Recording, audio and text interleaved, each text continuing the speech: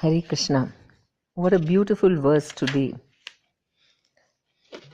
that the illusory energy of the Supreme Personality of Godhead is binding all of us in this material world. And the only way we can get out of our clutches is by the mercy of the Supreme Lord, who is the cause of creation and annihilation. Everything is controlled by the Supreme Lord. But somehow Maya makes us think that we are independent of Krishna, that we have some freedom. And we mistake our body to be ourselves. This is our predicament, and we get into all kinds of problems because the body is an imperfect machine filled with all kinds of weaknesses, desires, and when we think that we are the body, we think that whatever the body does is correct, and we just surrender to the body.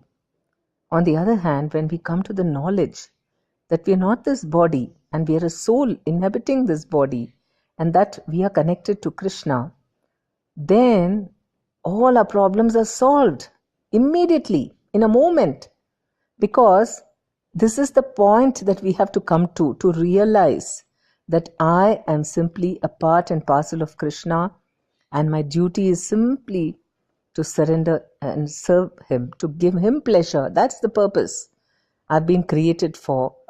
And once we understand this, all the problems have gone, because we know Krishna is the most loving friend and the best well-wishing friend we can ever have. All our problems are finished. And Krishna says, surrender unto me, giving up all other forms of religion, and then I will take care of all your sinful reactions. Krishna is ready, like ever ready, like a loving father, to forget all the stupidities done by the child. And he says, okay, you just surrender unto me, no more suffering, and I will take care of you. Ma Suchaha, do not fear. He gives us such a reassuring, he says, that you don't have to worry about anything. Whatever you may have done, you know your past karmas are chasing you, and you're very afraid what will happen if I don't do this and don't do that, and what will... Krishna says, don't worry about anything. I am the supreme controller, and I will take charge of everything for you. All you need to do is surrender. So, because of our past suffering, we refuse to believe, oh, what if I still continue to suffer? Suffering exists only as long as we forget Krishna. The minute all suffering also exists only so that we'll come to this point of accepting Krishna as the Supreme Lord and ourselves being a part and parcel of him. And because we don't come to terms with this truth or reality, we have to keep on wandering in our different bodies, which we have concocted according to our mind. And all our karmas are catching up with us, and the body is so limited and it doesn't satisfy us. And we are never satisfied in spite of unlimited amount of sense gratification that we have experienced through different bodies. Still we are driven by our desires, something or the other. We're constantly trying to figure out what will make me fully satisfied once. And that can only happen. And when you are dissatisfied, when you are frustrated in your attempts at satisfying yourself with the body, then you start inquiring, who am I? Why am I suffering? How to find lasting peace and happiness? So these questions are actually very good, and only the most fortunate will have these questions arising in his mind. Otherwise, he's closed to these questions and he's just completely in ignorance, identifying himself with the body and just going along as the body takes him, as the mind takes him. Mind is the sixth sense controlling all the senses of the body. So this is why Srila Prabhupada wanted very much for us to understand this basic truth, that we are not this body and we are the soul. Until we come to this understanding and realization, anything else we talk about spiritual life is simply a farce. You can sit and analyze all the different pastimes of Leela, of Krishna, and especially the spiritual world pastimes, Ashtakalya Leela, whatever. You may be able to talk about them, you may be able to discuss them and so on, and you may enjoy talking. But what is the use if your understanding of who you are, your spiritual identity is missing, your relationship with Krishna is missing? Then all of that is of no value. Everything is, you have to start from this. First step is to understand that I'm not this body and I'm a soul. And even when Krishna was advising Arjuna, giving him instructions, the first instruction he gave him is that you're not this body. And he really chastised him. He's saying, you are thinking, you're very intelligent, and giving me so many different theories as to why you should not fight the war. But all of that is stupid, because you're talking from the platform of the body, of your relationship with your relatives on the bodily platform.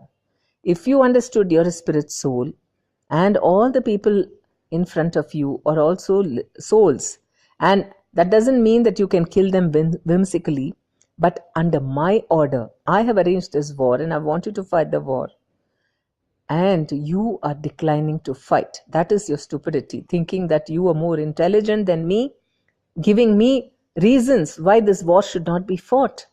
So this is how we become, in the bodily concept, we think we know everything. We think we are our best well-wishers.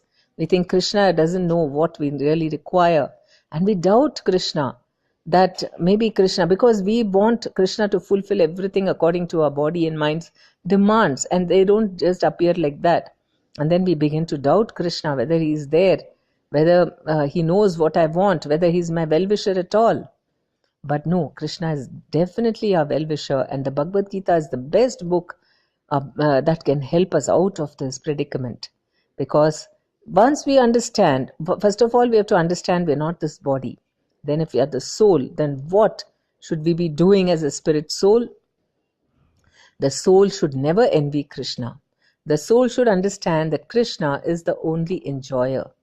That itself will take away all the disturbances in our mind, which are forcing us, one after the other, something or the desire keeps on attacking our minds. One is finished and then we want the next. We're never satisfied. We never think, oh, I've enjoyed so much. Never.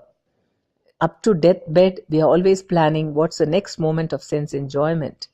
And so when we understand that we are not the enjoyers at all, Krishna is the only enjoyer, and my duty is, my existence, my reasons for existence itself is simply to give pleasure to Krishna. And he is, so he is the enjoyer of all my activities, and he is the proprietor of everything. And he is my best well-wishing master, friend, because he is not going to exploit me and just make me suffer. He is my best well-wishing, most loving friend. So why do I need to worry about anything? These three things, just understanding these three things will keep us always cheerful, always happy, always in complete attunement to the will of Krishna, very happily, cheerfully, knowing that Krishna is the supreme friend, and he is the supreme controller, supreme proprietor, supreme enjoyer, and just being with him, I will be always happy, always enjoying. If Krishna is enjoying, why will he not let us also enjoy his parts and parcels? So definitely we will have constant enjoyment, full of variety, but as a part and parcel of Krishna, not as an independent entity. This is the only thing. We are battling simply with our ego.